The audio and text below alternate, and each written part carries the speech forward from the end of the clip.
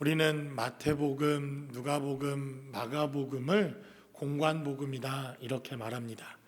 공관복음이라고 하는 이러한 말은 우리 공통적으로 함께 보았다 이러한 뜻입니다. 여러분들도 저를 함께 보고 있지 않습니까? 그런데도 같이 보고 있지만 아마 여러 생각들이 다를 수도 있을 것이라고 생각합니다. 오늘은 왜 저렇게 넥타이를 맸는지, 아니면 왜 저런 양복을 입었는지, 같은 사건과 같은 환경과 같은 시간에서 보지만 우리의 각각 시각과 우리의 각각의 여러 가지 모습들로 인해서 우리가 보고 관찰하고 기록하고 생각할 수 있는 이러한 부분들이 각각 다를 수 있다고 하는 것을 우리는 마태복음, 마가복음, 누가복음을 통해서 봅니다. 그래서 마태복음과 마가복음과 누가복음에 공통적으로 등장하고 있는 여러 사건들과 또 여러 가지 주님이 행하셨던 말씀들을 통해서도 각자 기록하고 있는 성경의 기자들의 관점과 그리고 그 사건들을 해석하는 것에 따라 하나님의 말씀을 다르게 기록해 놓고 혹은 다르게 관점으로 성경의 말씀들을 그들이 기록하여 나누는 것들을 보게 됩니다. 그래서 마가복음에는 베드로와 그의 사역에 동참했던 그러한 사역자들이 주님이 귀신을 내어 쫓으시고 병자들을 고치시고 하나님의 기적과 이적을 베푸셨던 하나님의 이적과 능력들이 더 집중적으로 기록되어진 것을 보게 됩니다. 의사였던 누가였기에, 의사는 그래도 좀 꼼꼼한 사람 아닙니까? 뭔가 원인이 있고 뭔가 또 과정이 있고 뭔가 결과가 있어야만 자신의 직업을 감당하는 의사였던 누가는 그래서 아주 꼼꼼하게 예수님이 어떻게 태어나셨는지, 그리고 그가 어떻게 자라나셨는지 세세하게 아주 자세하게 기록해 놓은 누가복음이라고 하는 하나님의 말씀을 기록해 놓습니다. 또한 그는 이방인이었기에, 유대인이 아니었기에 이방인의 관점에서 누가복음을 또한 기록해 놓아서 누가복음에는 선교적이고 대단히 선교 지향적인 이러한 복음과 또 선교에 대한 메시지들로 누가복음이 가득 차 있는 것을 봅니다. 마태복음은 그와 다르게 어떻게 시작합니까? 아브라함과 또 다윗의 자손 예수 그리스도의 세계다 이렇게 시작하면서 사실은 창세기 1장의 메시지를 전달하려면 구약성경 전체를 다 이해하고 전달해야 할 만큼 방대한 메시지가 낳고 또 죽고에 대한 메시지를 통해서 마태복음에 기록되어져 있습니다. 그와 다르게 요한복음이라고 하는 이 복음은 마태와 마가와 누가가 사건과 그리고 기록되어져 있는 예수님의 시간 순서대로 성경을 기록해 놓았다고 한다면, 이 요한복음은 그것을 모두 건너뛰고 요한이 정말 중요하게 생각되는 예수님에 대한 메시지를 마태와 마가와 누가가 기록하지 않은 것을 중심으로 21장을 기록해 놓습니다.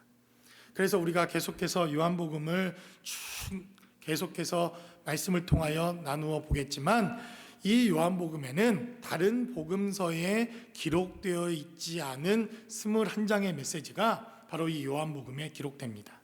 다른 말로 하면 요한이 다른 복음서가 틀렸기 때문에 다른 복음서의 메시지와 다르게 요한복음을 기록해 놓은 것이 아니라, 요한이라고 하는 이 사도도 마태와 마가와 누가가 기록해 놓은 것을 다 믿고 그리고 다 받아들이는 이러한 사도였지만, 그럼에도 불구하고 더 기록해야 할 더 중요한 빠져있는 메시지를 중심으로 21권의 21장의 메시지를 더 기록했다는 것입니다.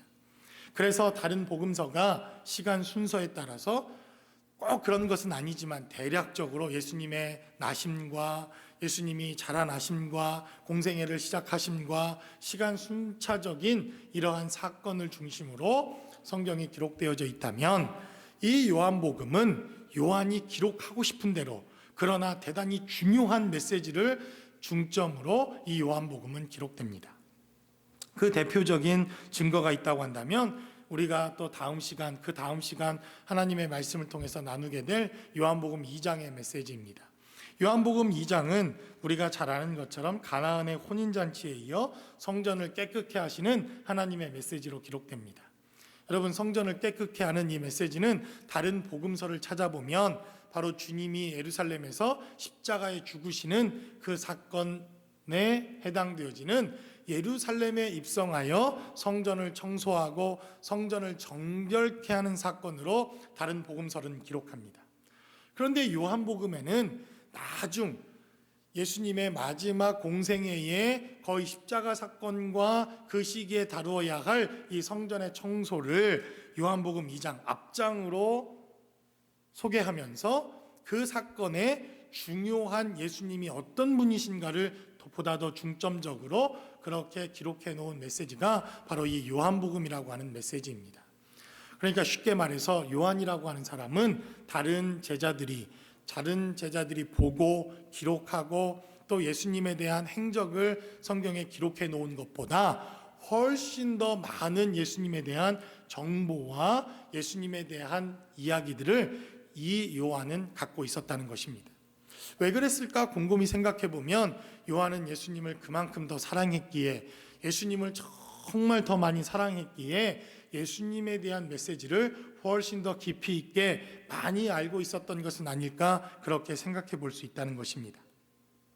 그런데 오늘 본문에 기록된 메시지를 살펴보면 이제 유대인들이 예루살렘에서 그리스도가 누구냐라고 하는 그리스도에 대한 논쟁이 오늘 본문 가운데 오늘 19절로부터 시작됩니다.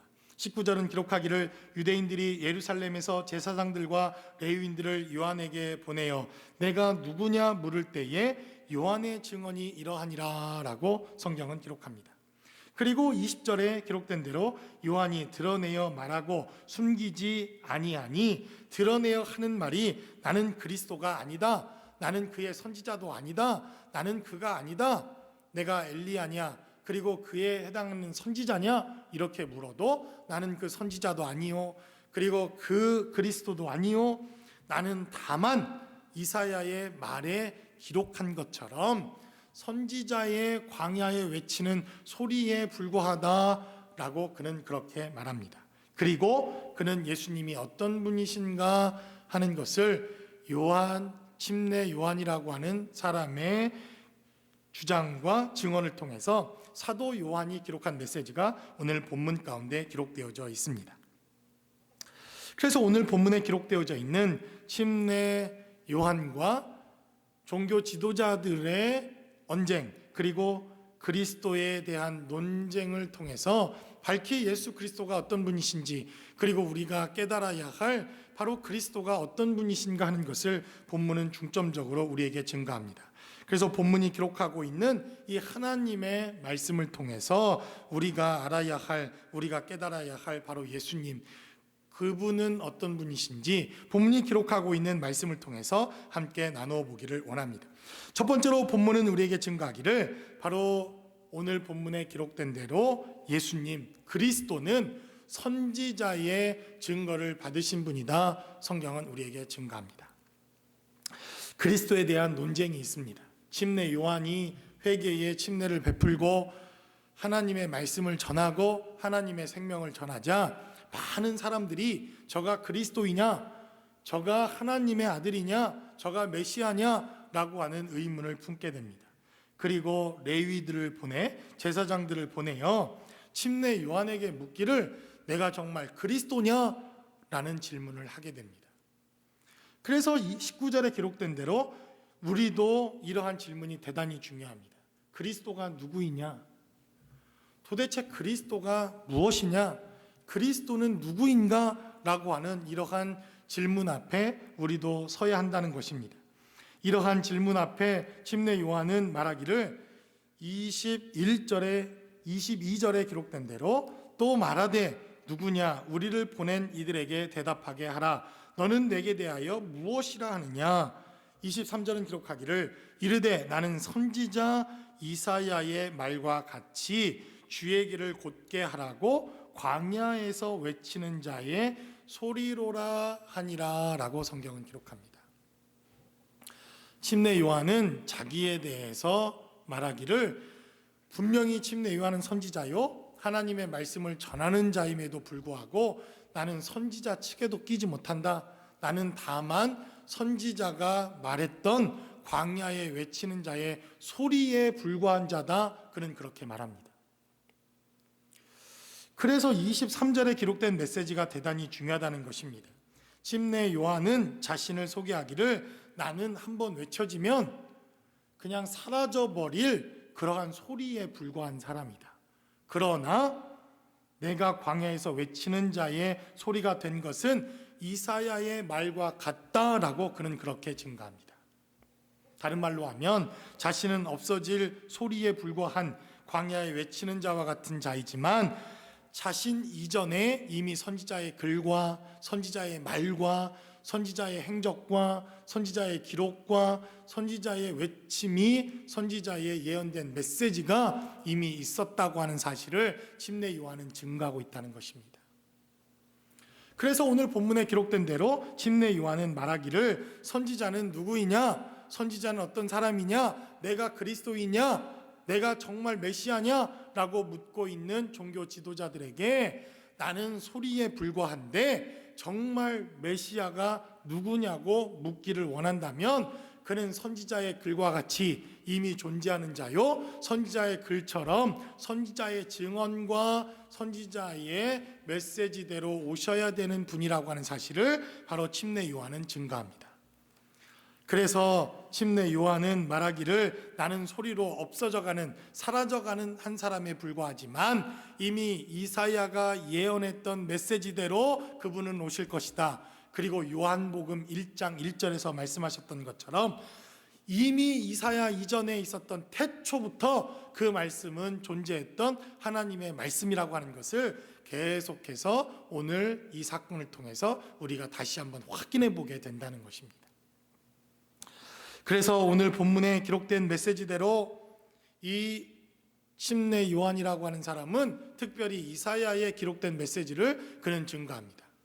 어쩌면 이사야의 메시지를 통해서 침례 요한 그 스스로에 대한 예언된 메시지가 기록되어졌기 때문이라고 여겨집니다. 우리 이사야서 40장 1절에 기록된 메시지를 한번 살펴보도록 하겠습니다.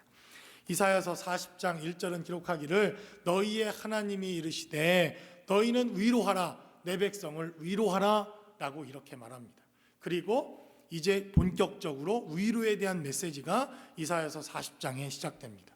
그리고 2절로부터 이제 선지자 이사야는 침례 요한에 대한 예언된 메시지가 계속해서 증거되는데 이사야는 계속해서 바로 침례 요한이라고 하는 사람이 등장하여 광야에서 외치는 자의 소리처럼 선지자의 역할을 감당할 것이다 라고 하는 예언된 메시지를 이사야서 40장에서 시작합니다. 그러니까 이 선지자의 입장에서는 자기에 대한 출생과 자기가 미리 태어날 것에 대한 메시지를 400년 전 선지자가 그의 글에서 기록해 놓았으니 이 침례 요한이 자주 늘 묵상했던 메시지가 우리가 무엇일 것이라고 예상할 수 있습니까? 바로 이사야의 메시지일 것이라고 예상할 수 있다는 것입니다. 그래서 침례 요한은 나는 소리로 사라져가는 그러한 한 줌 소리 같은 사람에 불과하지만 선지자는 진짜 메시아는 하나님이 말씀하시는 정말 우리의 참 선지자와 메시아는 이미 기록되어진 하나님의 말씀대로 기록된 증거대로 오셔야 되는 분이라고 하는 사실을 성경은 또한 침례 요한은 그렇게 증거합니다. 그래서 여러분 이 말이 좀 어려운 것 같죠? 쉽게 말하면 이런 말입니다. 창세기의 기록은 예수님에 대한 기록입니다. 그래서 여러분들이 창세기 1장부터 50장까지 다 읽고 나서 여러분들이 창세기를 어떻게 읽었는지 혹시 각 목장에서 혹은 가정에서 여러분 스스로가 큐티를 하고 묵상을 했을 때 여러분들이 내려야 하는 결론이 있습니다. 창세기는 물론 천지 창조에 대한 메시지입니다. 노아 홍수에 대한 메시지도 거기에 등장합니다. 아브라함에 대한 메시지도 등장하고 민족들이 어떻게 시작되었는지에 대한 메시지가 기록되어져 있습니다. 그리고 그들이 어떻게 애굽에 내려갔는지, 그리고 메시아는 어떻게 와야 되는지, 이러한 메시지들이 창세기에 기록되어져 있는데 사실 창세기는 예수님에 대한 메시지입니다. 그래서 여인의 후손으로 오셔야 될 예수 그리스도가 창세기에 보여야 합니다. 출애굽기는 어떤 메시지입니까? 우리가 요한복음을 하기 전에 출애굽기에 대한 메시지를 나누었습니다. 출애굽기 12장에는 유월절 사건이 등장을 하고 유월절 어린 양으로 오실 예수 그리스도에 대한 예언과 예표가 기록되어 있는 것을 확인했습니다. 그러니까 출애굽기를 통해서도 우리가 봐야 할 것은 예수님이 어떻게 이 땅에 오셔야 하며 그분은 누구인가 하는 것을 출애굽기 또한 증거합니다. 그래서 유월절에 어린 양으로 오실 예수에 대한 메시지가 출애굽기에 기록되어져 있습니다. 레위기, 여러분 참 어려운 내용입니다. 구약 성경을 정통하지 않으면, 구약의 율법과 메시지를 정통하지 않으면 레위기의 메시지를 이해하는 것이 참으로 어렵습니다. 그래서 성경 통독을 열심히 할 것이라고 준비했다가 한 번쯤 딱 좌절을 맛보는 곳이 어디입니까? 레위기 아닙니까? 그런데도 여러분, 레위기는 참으로 중요합니다. 레위기만큼 예수님에 대한 메시지가 기록되어 있는 것이 또한 없기 때문에 그렇습니다. 죽이고 잡고 죽이고 예배하고 또 죽이고 잡고 죽이고 이렇게 피 흘리는 메시지가 기록되어 있는 레위기를 통해서 우리는 정말 제물로, 희생의 제물로 오신, 우리를 위하여 대신 제물로 죽으시는 예수님의 피 흘림이 레위기를 통해서 피가 철철 넘쳐나는 것을 우리가 확인하고 보게 됩니다. 민수기는 또 어떻습니까? 21장에 기록된 민수기 21장의 말씀을 통해서 십자가 사건이 예언되어 있지 않습니까? 그만큼 우리는 구약 성경에 기록된 메시지를 통해서 이미 예수 그리스도를 발견하고 하나님의 은혜와 생명을 발견하는 것, 이것이 우리의 삶의 자리에 필요하다는 것입니다. 그래서 여러분, 성경을 가장 잘 읽은 사람은 창세기를 통해서도 예수를 발견하는 사람이요, 출애굽기를 통해서도 예수를 발견하는 사람이요, 마지막 요한계시록까지 이 기록된 말씀을 통해서 예수님을 만나고 예수님을 깨닫고 예수님을 경험하고 예수님이 어떤 분이신가 하는 것을 날마다 경험하는 삶, 이것이 성경에 기록된 말씀을 가장 잘 이해할 수 있는 그러한 말씀이라고 하는 것을 본문은 그렇게 증거합니다. 그래서 침례 요한은 말합니다. 나는 그냥 한번 외치고 지나가는 소리 같은 사람이다. 나는 존재하지도 않는 것과 같은 그러한 사람이지만 너희들이 묻고 있는 내가 그리스도냐? 라고 묻고 있는 이분은 선지자의 글처럼 기록된 대로, 선지자의 메시지대로, 선지자의 증거대로 이 땅에 오셔야 할 하나님이라고 하는 사실을 침례 요한은 또한 우리에게 증거합니다. 두 번째로 본문에 기록된 말씀을 통해서 예수님은 어떤 분이십니까? 그분은 선지자의 기록된 말씀을 통해서 오셔야 되는 분이기도 하지만 선지자의 또한 증거를 이루시는 분이어야 함을 성경은 우리에게 말씀합니다. 29절은 기록된 대로 이튿날 요한이 예수께서 자기에게 나오심을 보고 이르되 보라 세상 죄를 지고 가는 하나님의 어린 양이다. 성경은 이렇게 증거합니다. 여러분, 제가 질문을 하나 했으면 좋겠습니다. 만약 침례 요한이 이 자리에 와서 예수님에 대해 소개하면서 예수님은 세상 죄를 지고 가는 하나님의 어린 양이다, 그러면 여러분들 가장 먼저 떠오를 성경의 사건들이 어떤 것이 있습니까? 대답하라고 하진 않겠습니다. 혹시 한번 생각해 보십시오. 만약 예수님은 세상 죄를 지고 가는 하나님의 어린 양이다, 이러한 메시지를 듣는다면 여러분은 어떤 사건을 가장 먼저 떠올리시겠습니까? 물론 우리는 십자가 사건을 떠올릴 수 있을 것이라고 생각됩니다. 그런데 이 하나님의 어린 양이다 라고 하는 메시지를 들으면 구약에 기록된 많은 성경을 통해서 바로 유대인들은 여러 성경에 기록되어져 있는 하나님의 예언들을 떠올렸을 것입니다.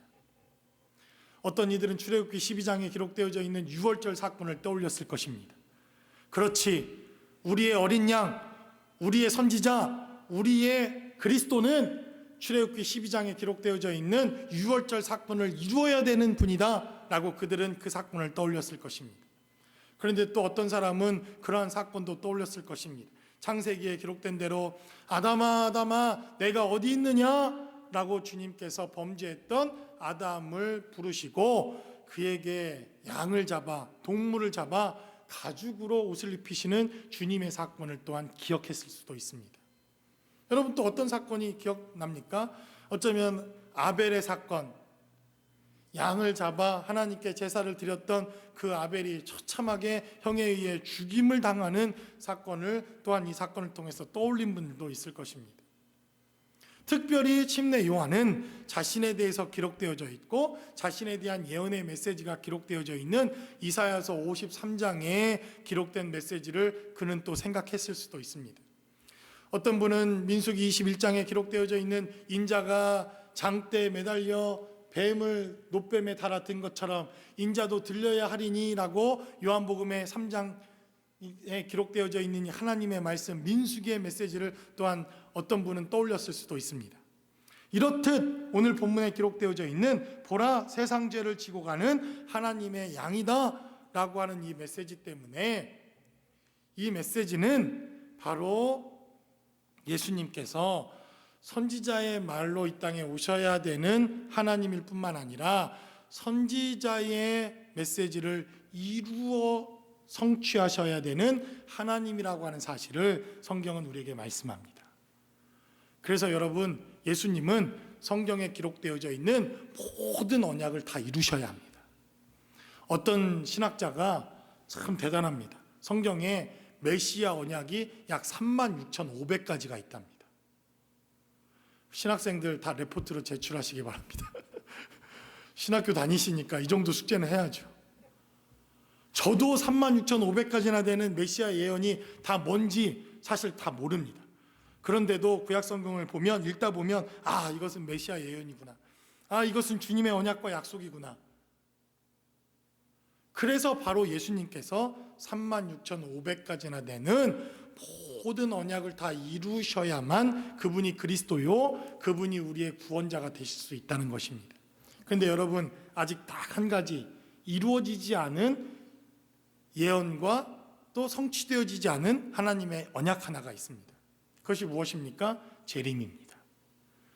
주님이 재림하시는 것, 주님이 다시 오시는 것, 주님이 이 땅에 올라가신 본 모습을 본 그대로 이 땅에 다시 오시리라고 약속하신 주님의 재림 사건은 아직 성취되지 않았습니다.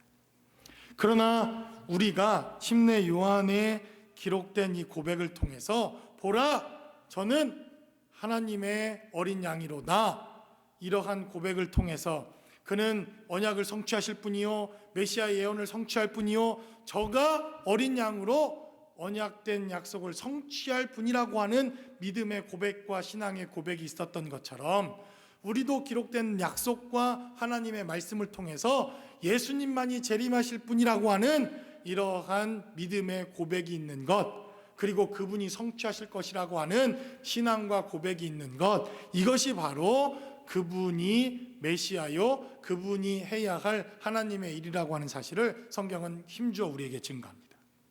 그러니까 여러분, 예수님께서는 반드시 어떤 일을 마지막으로 성취하실 것입니까? 예언된 하나님의 메시지대로 그분은 이 땅에 재림하실 것입니다. 그리고 우리는 침례 요한처럼 보라, 저가 세상 죄를 지고 가는 하나님의 어린 양이다 라고 고백했던 것처럼 저만이 우리의 재림 예수요, 저만이 우리의 구원자이심을 우리도 고백하는 날이 올 것이라고 믿습니다. 그래서 예수님은 언약된 약속대로 이 땅에 오시는 분일 뿐만 아니라 언약된 약속을 이루시는 분이요, 성취하신 분이요, 그분만이 성경에 약속한 모든 약속을 이루셔서 우리에게 하나님의 아들로 나타나시는 분이라고 하는 사실을 성경은 우리에게 말씀합니다. 그러니 침례 요한이 말하기를 보라, 세상 죄를 지고 가는 하나님의 어린 양이다 라고 하는 이 고백은 이제 그가 예언된 약속을 성취할 것이요, 예언된 대로 죽으실 것이요, 예언된 대로 십자가를 질 것이요, 예언된 대로 우리의 죄를 위해 피를 흘릴 것이요, 그 피가 우리의 모든 죄를 사하실 것이라고 하는 믿음의 고백과 선언이 있었다고 하는 사실을 또한 성경은 우리에게 증명하고 있다는 것입니다. 마지막으로 성경은 또한 우리에게 증거합니다. 그래서 29절로 34절까지 기록된 이 메시지가 대단히 중요합니다. 오늘 29절로부터 34절까지 기록된 메시지를 살펴보면 예수님은 어떤 분이십니까? 선지자의 글, 선지자의 예언된 메시지대로 오셔야 되는 분입니다. 또한 그것을 성취하고 이루셔야 되는 분입니다. 그리고 또 한 가지, 성령의 증거를 받으시고 성령의 역사를 따라 이 땅에 오셔야 되는 분임을 성경은 우리에게 증거합니다. 그래서 오늘 본문에 기록된 대로 32절은 증거하기를, 요한이 또 증언하여 이르되 내가 보매 성령이 비둘기같이 하늘로부터 내려와서 그의 위에 머물렀더라 라고 말합니다. 그리고 33절은 기록하기를 나도 그를 알지 못하였으나 나를 보내어 물로 침례를 베풀라 하신 그이가 나에게 말씀하시되 성령이 내려서 누구 위에든지 머무는 것을 보거든 그가 곧 성령으로 침례를 베푸는 이인 줄 알라 하셨기에 라고 성경은 증거합니다. 침례 요한도 솔직하게 고백합니다. 나에 대한 예언의 메시지가 이사야에 기록되어져 있고 나에 대한 예언의 메시지가 하나님의 사명과 소명을 통해 내가 이 땅에 태어났지만 자신도 메시아가 누군지 몰랐다는 것입니다. 내가 메시아가 누군지를 이 땅에 증거하는 것이 내 사명인데 그 사명에도 불구하고 메시아가 누구인지를 침례 요한도 몰랐다. 그는 그렇게 고백합니다. 아니 이게 도대체 말이 되는 겁니까? 자기가 해야 할 사명과 소명이 있는데 가장 중요한 메시아가 누군지를 모르는데 어떻게 그 일을 감당합니까? 그런데 자기를 부르시니까, 자기에게 소명을 주시니까, 자기에게 사명을 맡기시니까 한 가지를 말씀하셨는데 침례를 주다가 성령이 그 위에 머물고 성령이 그 위에 역사하고 성령이 그 위에 하나님의 아들이라고 증거하는 하나님의 증거가 있으면 그가 바로 하나님의 아들이라고 하는 것을 증거하라, 이렇게 증거했다고 침례 요한이 증언합니다. 그래서 침례 요한은 오늘 기록되어져 있는 이 본문의 말씀을 통해서 증언했다고 하는 메시지를 반복해서 증거합니다. 여러분 19절을 보십시오. 19절은 기록합니다. 유대인들이 예루살렘에서 제사장들과 레위인들을 요한에게 보내어 내가 누구냐 물을 때에 요한의 증언은 이러했다라고 말합니다. 또 본문에 기록된 메시지를 살펴보면 34절은 기록하기를 내가 보고 그의 하나님의 아들이심을 증언했다, 이렇게 증거합니다. 32절에 기록된 메시지를 살펴보면 요한이 또 증언하여 라고 기록합니다. 무엇을 증언했다는 것입니까? 성령이 그에게 가르쳐 주시고 성령이 말씀하신 대로 그는 증거하고 증언했다, 이렇게 증거합니다. 그리고 33절에 기록된 대로 나도 그를 알지 못하였으나 나를 보내어 물로 침례를 베풀라 하신 그이가 나에게 말씀하시되 성령이 내려서 누구든지 위에서든지 머무는 것을 보거든 그가 곧 성령으로 침례를 베푸는 일인 줄 알라 하셨기에 라고 기록합니다. 그리고 34절에 기록된 대로 내가 보고 그가 하나님의 아들이심을 증언하였노라 하니라 라고 성경은 기록합니다. 침례를 주기 시작했던 침례 요한 앞에 나사렛 예수라고 불리우는 청년이 침례를 받고 물에서 올라오자 성령이 그곳에 임하십니다. 그리고 그 성령의 증거를 통해서, 성령의 역사를 통해서 바로 침례 요한은 그가 메시아요, 그가 하나님의 아들이라고 하는 사실을 세상에 증언했다라고 침례 요한도 증거합니다. 그래서 여러분, 우리가 증언하고 우리가 우리 입술로 고백하고 우리 입술로 자랑해야 될 것, 그것이 무엇입니까? 예수 그리스도이십니다.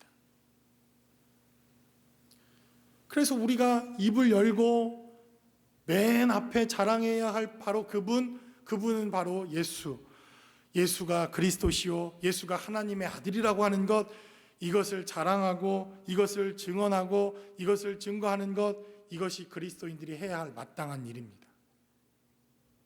그런데 저는 요즘 이것이 주객이 전도되지 않았나 생각합니다. 많은 분들이 그리스도를 증거하고 그리스도를 증언한다고 하면서, 물론 그리스도를 증언하기도 하지만 그리스도보다는 교회 자랑을 훨씬 더 많이 하는 것 같습니다. 우리 교회는요 이렇고, 저는요 어떤 교회에서 신앙생활 했고요, 우리 목사님은요 이런 분입니다. 물론 여러분 그것도 필요합니다.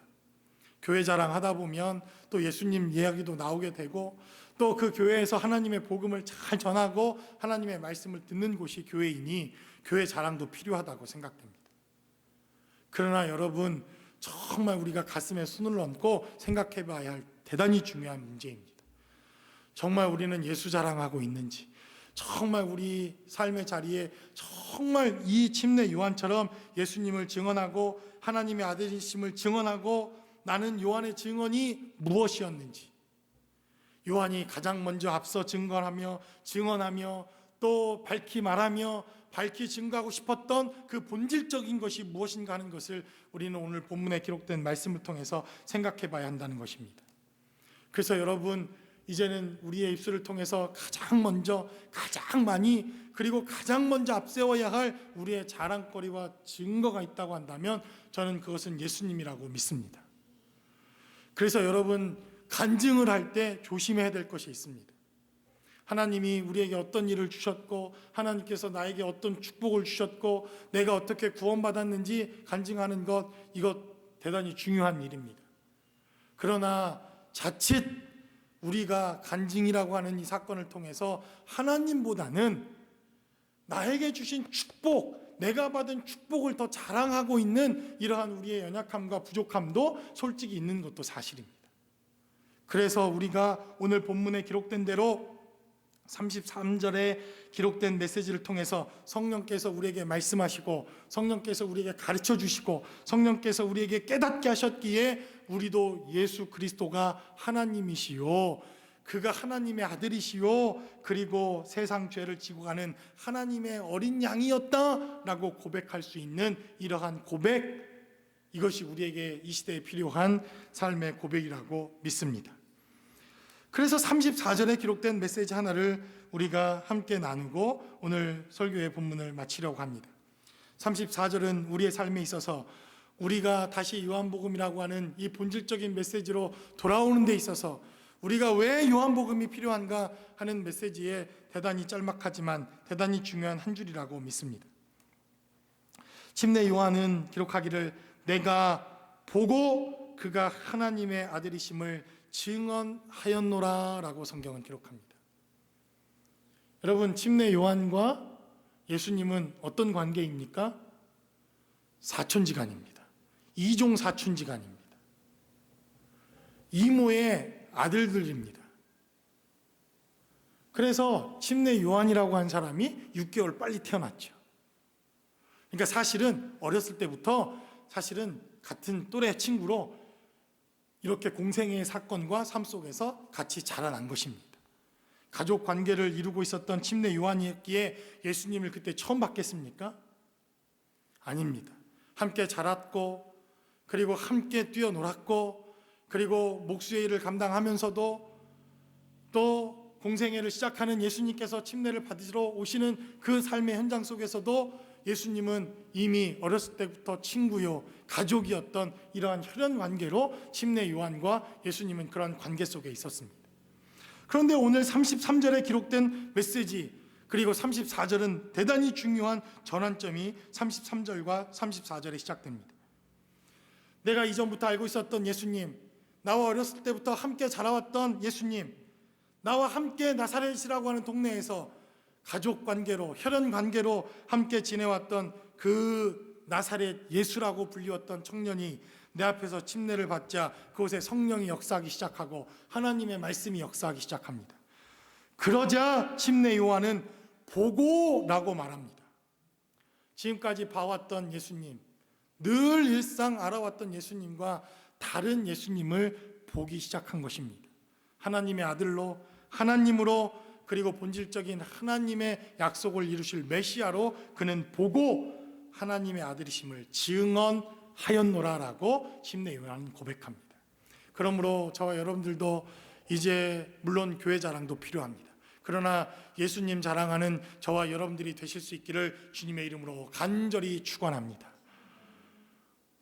여러분들이 나아가서 예수님을 자랑하고 예수님을 첫 자리에 앞세우고 여러분들의 삶의 자리에 오직 예수, 내가 그를 보고, 내가 예수에 대하여 그의 삶을 보고, 선지자가 기록해 놓은 그의 글을 보고, 선지자가 기록해 놓았던 그 글을 이루셨던 예수님의 성취를 보고, 그리고 우리는 앞으로 보게 될, 앞으로 반드시 봐야 할 예수님의 재림과 그 사건을 내가 영적으로 보고 깨닫고 알고 하나님의 아들이심을 증언하였노라 라고 하는 이러한 본질적인 고백과 삶의 고백이 저와 여러분들과 주의 몸된 교회 가운데 늘 함께 하실 수 있기를 주님의 이름으로 간절히 축원합니다.